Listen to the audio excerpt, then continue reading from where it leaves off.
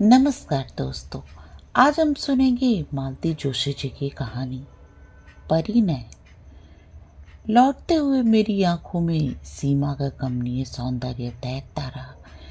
घर से चलते हुए निश्चय करके चली थी, अगर लड़की जीतू के योग्य न हुई तो साफ मना कर दूंगी। भारी भरकम दहेज के लालच में लड़की की जिंदगी बर्बाद न होने दूंगी। पता नहीं क्यों मन में एक बात बैठ गई थी, इतने बड़े लोग रिश्ता लेकर आए हैं तो लड़की जरूर ऐसी वैसी होगी। पर सीमा को देखा तो देखती रह गई। खिलता चंपाई रंग, तीखे नैन नक्श, घनी केश राशि, सुडौल देहयष्टि, मीन में निकालने की जरा भी तो कोई गुंजाइश नहीं थी। लगता था जैसे मेरी कल्पना में रची बसी पुत्रवधू ही साक्षात उतर आई है। आनंद की तरंगों पर झूलते हुए मैंने कनखियों से अपने लाडले की ओर देखा। वो दत्तचित्त होकर गाड़ी चला रहा था। उसका मन कहीं रहा हो, पर नजरें इस समय सड़क पर केंद्रित थी। और ठीक भी तो है, एमजी रोड पर शाम के समय गाड़ी चलाना किसी नट के खेल से कम नहीं है। घर पहुंचते ही मैं उसे कुरेदना चाहती थी, पर उसने मौका ही नहीं दिया। हमें उतारकर सीधा डिस्पेंसरी चला गया। झुंझलाई सी मैं कुछ देर गुमसुम बैठी रही, फिर मैंने उसके पापा को ही जा पकड़ा। कहिए, लड़की पसंद आई? मुझसे क्या पूछती हो? अपने लड़के से पूछो। आप अपनी तो कहिए भाई, लड़की तो A1 है, उसके बारे में तो दो राय हो ही नहीं सकती। बाकी अब उन्हें रिश्ता जचा है तब है। अरे वाह, रिश्ता न जचा होता तो क्या वे 10 बार हमारे दरवाजे पे आते? कोई हम तो लड़की मांगने गए नहीं थे, मैंने तैश में कहा। सो तो ठीक है भाई। और वो चुप हो गए। समझ गए कि रामदास जी के वैभव की चकाचौंध से वे अब तक उबर नहीं पाए हैं। झूठ क्यों बोलूं, विस्मित तो मैं भी हुई थी। जो सोचा था उससे कुछ ज्यादा ही पाया था, और जो था उसका प्रदर्शन करने की भी उन्होंने भरपूर कोशिश की थी। विशाल कोठी, बाहर पंक्तिबद्ध खड़ी 3-3 गाड़ियां, जिनके सामने हमारी मॉरिस एकदम छकड़ा लग रही थी। कीमती सूटों में सजे हुए तीनों लड़के, गहनों कपड़ों में लदी तीनों बहुएं, दामी कालीन, महंगा फर्नीचर, वर्दीधारी नौकर, शाही नाश्ता, हर चीज में प्रदर्शन था। हर बात में प्रभावित करने की कोशिश थी। चलने से पहले वो हमें अपना खूबसूरत लॉन और कलात्मक बगीचा दिखाते हुए काफी दूर तक ले गए, और फिर सहज भाव से खाली प्लॉट की ओर इशारा करते हुए उन्होंने बताया कि ये उन्होंने लड़की के लिए रख छोड़ा है।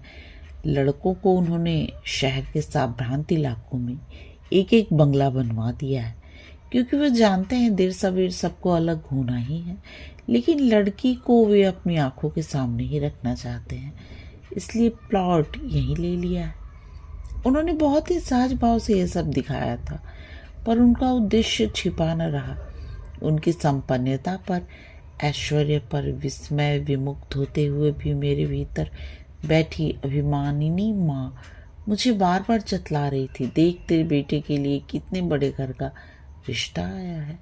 और तब बेटे की योग्यता के सम्मुख सारा वैभव हेय लगने लगा था।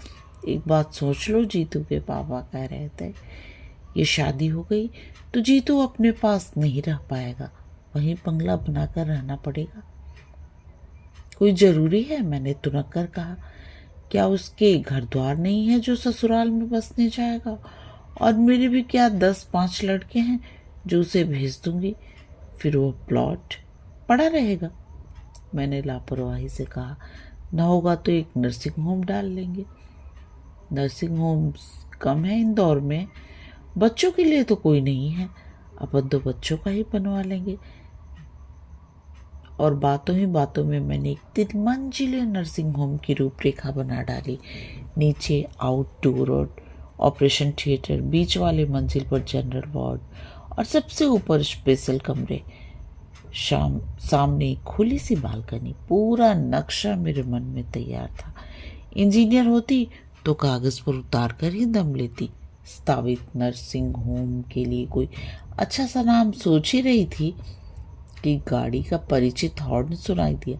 अपने लाडले से पूछ तो लो पहले, ये बोले। सपने बाद में बुनती रहना। अपने बचपन पर झिमती सी मैं खाना बनाने उठ गई।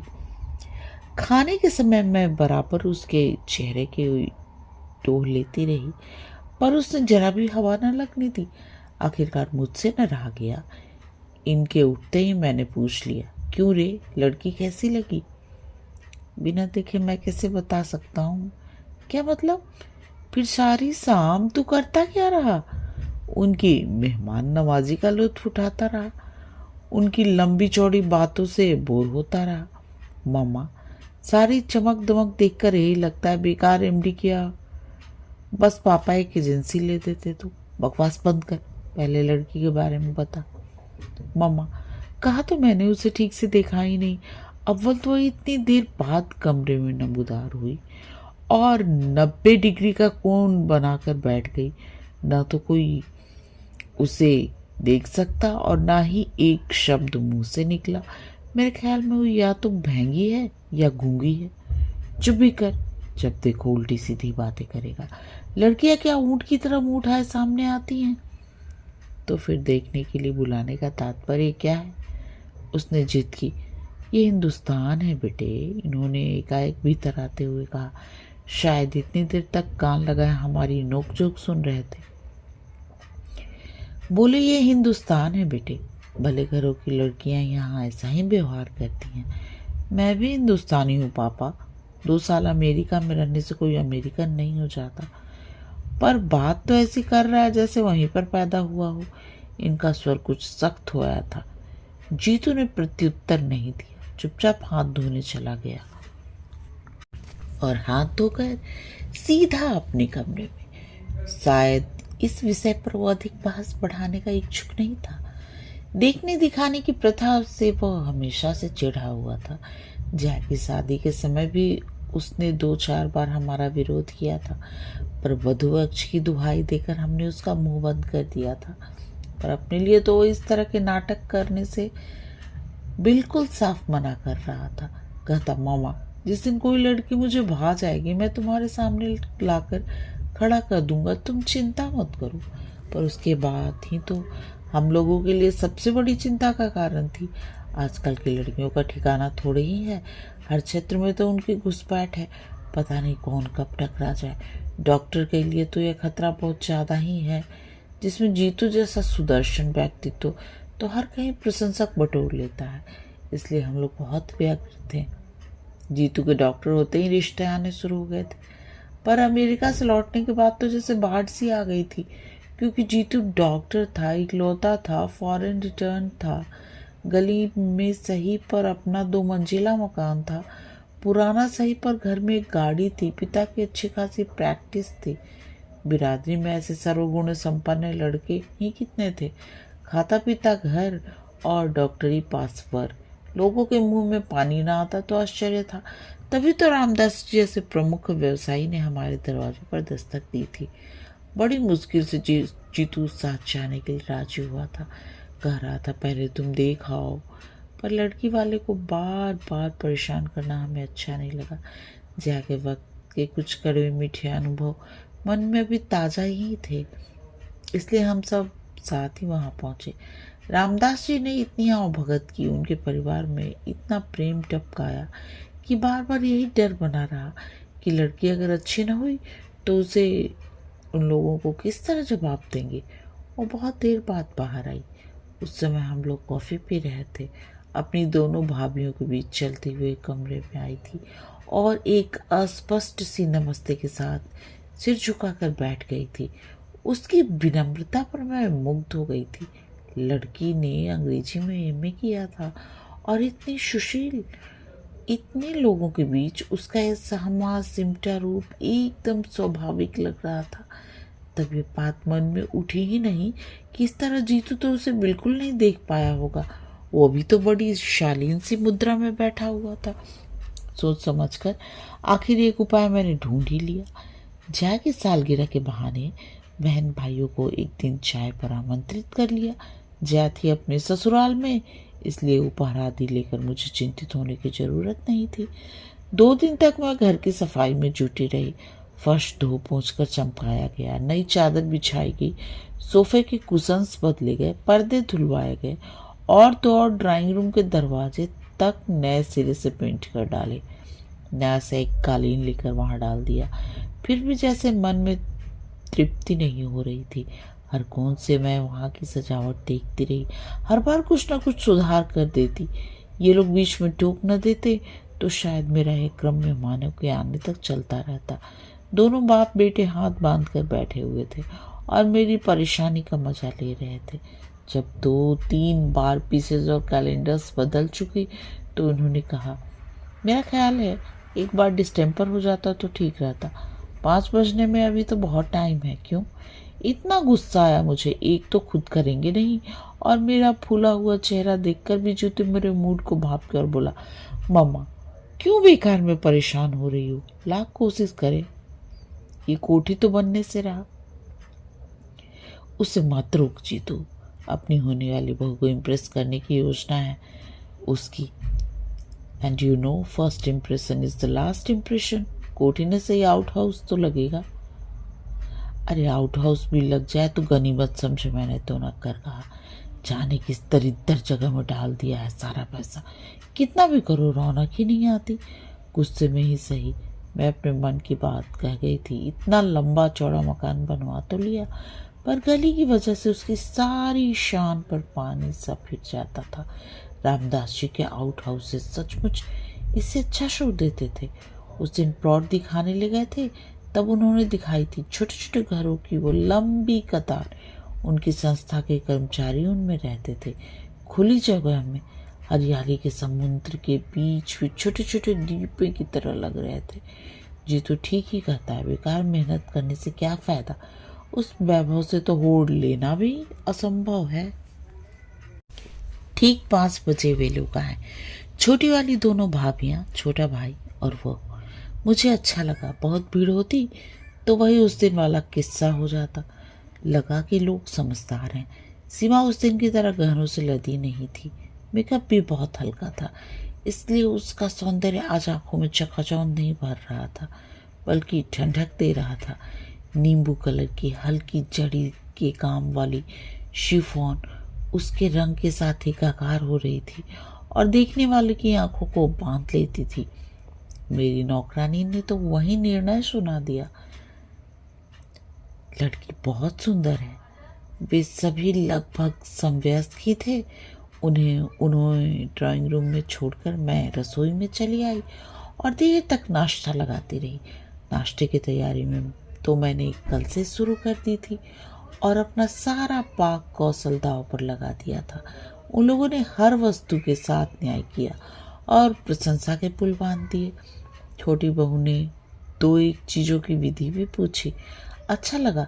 सीमा जरूर धीरे धीरे चूक सा रही थी, पर मैंने ध्यान नहीं दिया। अपने होने वाली ससुराल में कोई चबड़ चबड़ खा सकता है भला? खाने के बाद मैं महिलाओं को घर दिखाने में लग गई। उन दोनों बहुओं ने हर बात की प्रशंसा की, सजावट की, सामान की, कढ़ाई की, बुनाई की। सबसे अंत में मैं उन लोगों को किचन में लगी जो मेरा अभिमान बिंदु था। सफेद रंग में नहाया हुआ, आधुनिक उपकरणों से सजा हुआ। अलमारी में झिलमिल करते स्टील के बर्तन, चमकते पीतल के, इंडालियम के डब्बे, झगमग करती क्रॉकरी। मचान पर एक सी झालर से सजिया 4 मुरब्बों की बर्तनियां। जो भी देखता प्रशंसा करता। इन लोगों ने भी की, पर सीमा यहाँ भी चुप चुप बनी रही। इस बार मैं उतनी तटस्थ नहीं रह सकी। मन में कुछ चुभा जरूर। मुंह खोलकर तारीफ न करती, पर प्रशंसा की एक नजर तो डाल लेती। आखिर कल को यह गृहस्थी उसकी भी तो होनी है। उनके जाते ही मैंने पूछा, क्यों रे, आज तो ठीक से देख लिया ना? हाँ। अच्छी है? हाँ, बशर्ते बोलना जानती हूँ। क्या मतलब? मतलब यह है कि मामा वो जरूर हकलाती होगी, नहीं तो 2 घंटों में कम से कम 1 बार तो मुंह खोलती। आश्चर्य में भरकर मैं भी उसे देखती ही रह गई। देखो, 2-2 बार तो तुम लोग लड़की देख चुके हो और तो और उसे घर भी बुला चुके हो। अब अगर मना कर दे हम लोग तो ये शराफत होगी, बिरादरी में कहीं मुंह दिखाने लायक भी नहीं रह जाएंगे हम, इन्होंने सख्ती से कहा। और अगर वहीं से इनकार आ जाए तब? हम उस ओर से निश्चिंत रहो, उनके मन में जरा भी शंका होती तो लड़की को यहाँ नहीं भेजते। मैं तो सोचता हूँ कि वे तो अपनी ओर से सब तय मानकर ही चल रहे हैं। कैसे, याद नहीं उस दिन जब हम लोगों को प्लॉट दिखाने ले गए थे, तब रामदास जी ने पुराने पार्टनर की लड़की से मिलवाया था। तब उन्होंने जीतू का परिचय देते हुए कहा था, ये तुम्हारे जीजा जी हैं। अरे हाँ, और मुझे एकदम सारी बातें याद हो गई। उस दिन रामदास जी ने हमें अपना बगीचा दिखाते हुए दूर प्लॉट दिखाने जब ले गए तो उन्होंने अपनी बिटिया के लिए रख छोड़ा था। हम लोग मुआयना कर ही रहे थे कि पीछे आउट हाउस की तरफ से एक लड़की साइकिल पर आती दिखाई दी। पास आते ही साइकिल से उतरकर उसने पहले रामदास जी को और फिर हम सबको सलज्ज भाव से प्रणाम किया। लड़की बहुत सुंदर नहीं थी, वेशभूषा भी साधारण ही थी, पर कोठी के चमक दमक और वातावरण के बाद उसका रूप ऐसे लगा जैसे बरसात के बाद धूप निकल आई हो। स्कूल जा रही हो बेटे? जी। माँ ठीक है? जी। रात कुछ बुखार हो आया था, अब तो ठीक है। बस अब तो उन्हें ठीक होना ही है। ये तुम्हारे जीजा जी अमेरिका से डॉक्टरी पढ़ कर आए हैं। सो किसके लिए? रामदास जी ने कहा। फिर जूते की ओर देखकर बोले, बेटा जितेंद्र, यह एक ही साली है तुम्हारी, लेकिन 10 के बराबर है, बचकर रहना। उसने कनखियों से जीतू को देखा और शर्मा कर मुस्कुरा दी। फिर धीरे से रामदास जी से बोले, ताऊ जी मैं चलूँ अब? हाँ बेटे, 10:30 हो रहे हैं, चलो अब, नहीं तो लेट हो जाओगी। उन्होंने प्यार से पीठ थपथपाकर उसे विदा किया। जाने से पहले उसने एक बार फिर हम सबको नमस्कार किया और साइकिल हाथ में लेकर चल पड़ी। कुछ दूर जाने के बाद ही वो उस पर सवार हुई। उसकी विनम्रता पर मुग्ध हो गई मैं। पूछ ही लिया, कौन है ये? बड़ी प्यारी लड़की है, मेरे दोस्त की बेटी है। हम दोनों एक ही दफ्तर में काम करते थे। क्लर्की की बंधी बंधाई आमदनी से तंग आकर दोनों ने साथ साथ यह बिजनेस शुरू किया था। तब कल्पना भी न थी कि यह इतना अच्छा चल निकलेगा। दुख यही होता है कि जब अच्छे दिन आने को हुए वो चल बसा। अरे क्या डेथ हो गई? हाँ, एक स्कूटर एक्सीडेंट में, और वह और अनु से बड़ा लड़का दोनों जाते रहे। तब से माँ बेटी यही हैं। धंधे में जो शेयर था उसके एवज में भाभी ने यह मकान मांग लिया है, उसी में रहती हैं। एक प्राइवेट स्कूल में पढ़ाती हैं। पिछले 2 सालों से बीमार चल रही हैं, इसलिए इन लोगों ने अब अनु को लगा लिया है। रिश्तेदार तो होंगी या कोई नहीं है? मैंने सहानुभूति पूर्वक पूछा। है क्यों नहीं, पर बहन जी रिश्ते सब पैसे से बंधे रहते हैं। शंभुनाथ की मृत्यु के बाद उसके पिताजी आकर बहू को पोती को लिवा ले गए थे, पर इंश्योरेंस के पैसे को लेकर मनमुटाव हो गया। उनकी इच्छा थी कि वह पैसा शंभू की बहन की शादी में लगा दिया जाए। आखिर भाई होता तो कुछ न कुछ देता ही, पर अनु की मैं राजी नहीं हुई। बोली, निपट कंगाल होकर मैं किसके सहारे दिन काटूंगी? 8-10 हजार की मामूली रकम थी, पर एक बेसहारा औरत के लिए तो वही संबल थी, सहारा थी। घर वालों से पैसे का तकाजा भी नहीं किया जा सकता था। कल को अनु की शादी में सब लोग अंगूठा दिखा देते तो। बस तब से यहीं आ गई हैं, तो लौट कर नहीं गई। उन लोगों ने भी कोई सुधि नहीं ली। स्वाभिमानिनी ऐसी हैं कि उनके बाद से पीहर में भी पैर नहीं दिया। यहाँ भी हम लोगों के रहते हुए नौकरी करे अच्छा नहीं लगता, पर माँ बेटी दोनों बहुत आन वाली है। इसके बाद विषय बदल गया था। रामदास जी अपने व्यवसाय के फैलाव का वर्णन करने लगे थे। इसी कारण वे अपने कुशाग्र बुद्धि बच्चों को सरकारी नौकरी में नहीं भेज सके थे। वैसे दोनों बिजनेस मैनेजमेंट का डिप्लोमा लिए हुए थे। एक तो विदेश भी हो आया था। उस आकर्षक बातचीत के बीच अनु दब गई थी। आज उन्होंने एकाएक याद दिला दिया तो मुझे अपने पर ही रोष हो आया। मुझे पहले ही ये ख्याल क्यों ना आया? जीतू, हम लोग गलती कर गए। मैंने एकाएक कहा तो वो आंखों में प्रश्न भर कर मुझे देखने लगा। उस दिन हम लोग इतनी भीड़ भाड़ इकट्ठी न करके केवल अनु को बुला लेते तो ठीक था। कौन अनु? तुम्हारी इकलौती साली। सीमा के साथ वो आती तो वातावरण जरा खुल जाता। भाई का थोड़ा बहुत लिहाज करना ही पड़ता है। अनु रहती तो सीमा थोड़ी सहज हो जाती। मामा, क्या दुनिया में और लड़कियां नहीं हैं? आखिर आप उसी के लिए इतनी व्यग्र क्यों हैं? मना नहीं कर पाएंगे जीतू हम। पापा को रिश्ता बहुत भाग गया है। पापा को भाग गया है वो प्लॉट और दहेज की संभावित राशि। और लड़की, वो भी तो बुरी नहीं है। अच्छा सच बता, क्या तुझे पसंद नहीं है? उसने उत्तर नहीं दिया, केवल मेरी ओर देखा। उसकी आंखों में सीमा का नाम साफ पढ़ा जा सकता था। उस दिन मैं और जीतू पिक्चर देखकर लौट रहे थे। वैसे मैटिनी में अक्सर चली जाती हूँ, पर बहुत दिनों बाद गाइड देखने का सुयोग बना था। उसका लोभ मैं संवरण न कर सकी। पिक्चर समाप्त हुई और जैसा कि तय था, हॉल से बाहर निकलते हुए मेरे सिर में दर्द होने लगा। जीतू, गाड़ी रोक दो। रास्ते में एक मेडिकल स्टोर नजर आते ही मैंने कहा, क्यों? दवा लेनी है।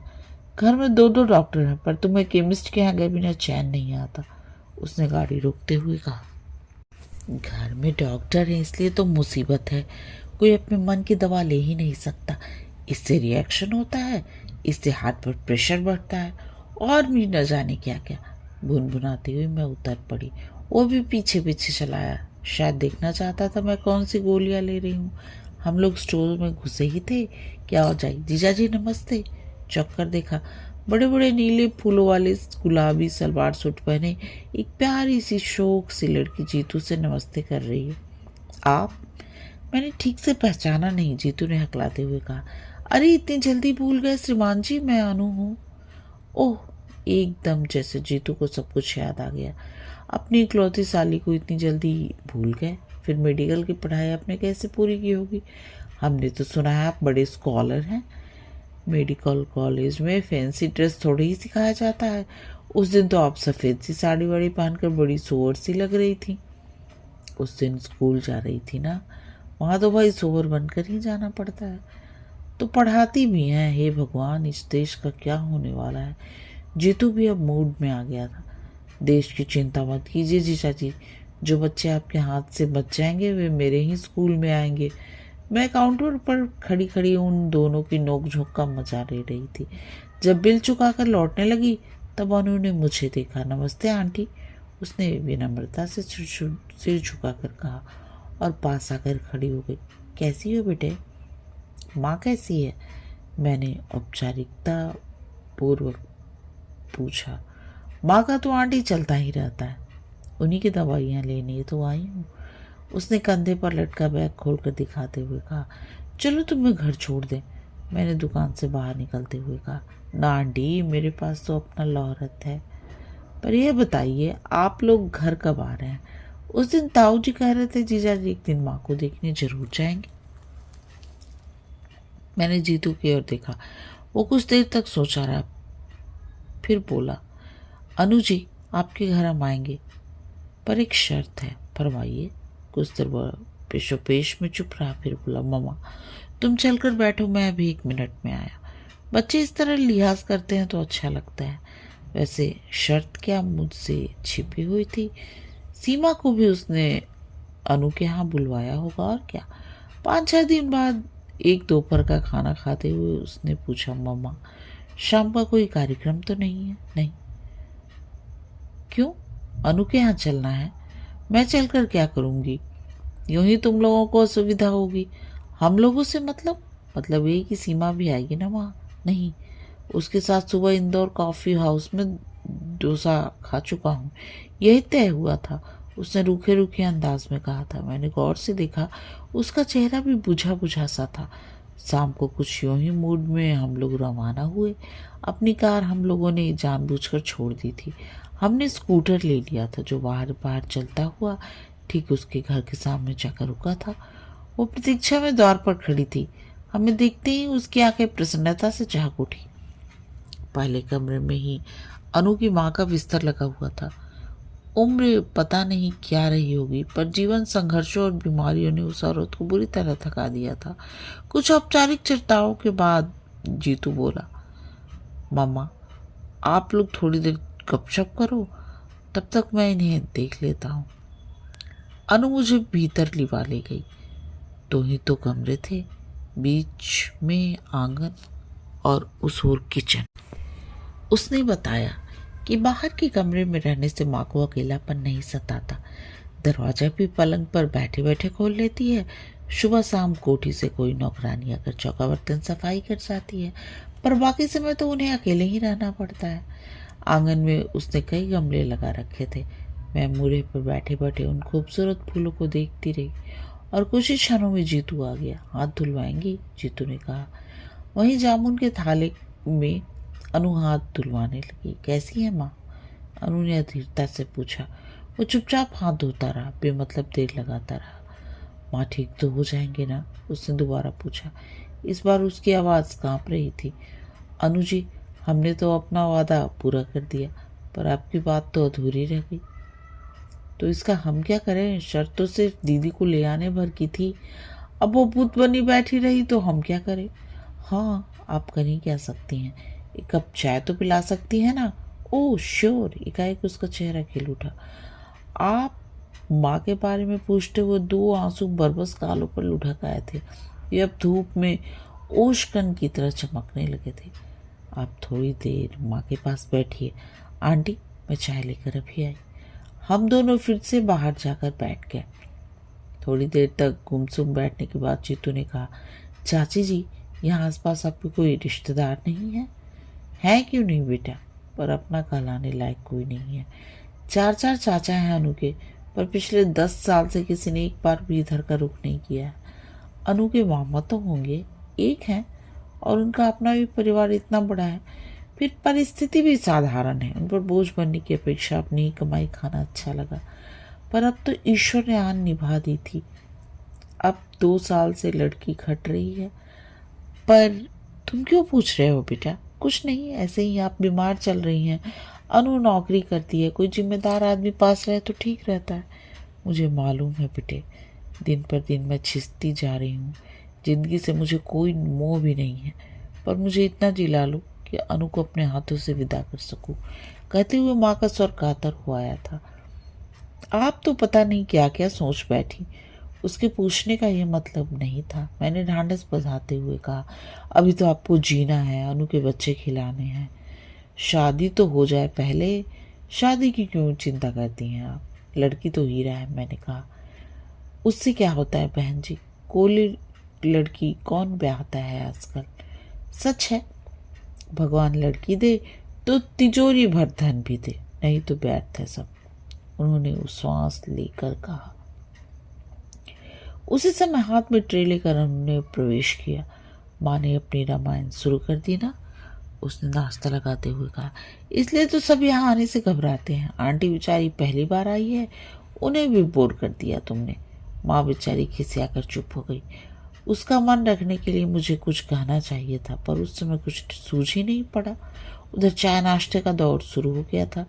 थोड़े समय में लड़की ने कॉफ़ी कुछ तैयार कर ली थी, पर मुझसे कुछ खाया नहीं गया। बीमार के कमरे में एक अजीब सी गंध बसी रहती है। डॉक्टर की पत्नी होने के बावजूद मैं उसकी अभ्यस्त नहीं हो पाई हूँ। हम लोग उठने लगे तो अनु की माँ ने अनु से जीतू का टीका करने को कहा और उसके हाथ में 21 रुपए रखकर बोली। वो एकदम तमतमा गया। बोला, आप क्या मुझे फीस दे रही हैं? मैं तो घर का आदमी बनकर यहाँ आया था, डॉक्टर बनकर नहीं। अनु की माँ ने दोनों हाथ माथे से छुआते हुए गिड़गिड़ा कर कहा, फीस नहीं है बेटे, तुम्हारी फीस देने की सामर्थ्य नहीं है मेरी। इस घर के दामाद हो तुम। अनु और सीमा में मैंने कभी फर्क नहीं किया। तुम घर के बड़े दामाद, पहली बार घर आए हो, खाली हाथ कैसे जाने दूं?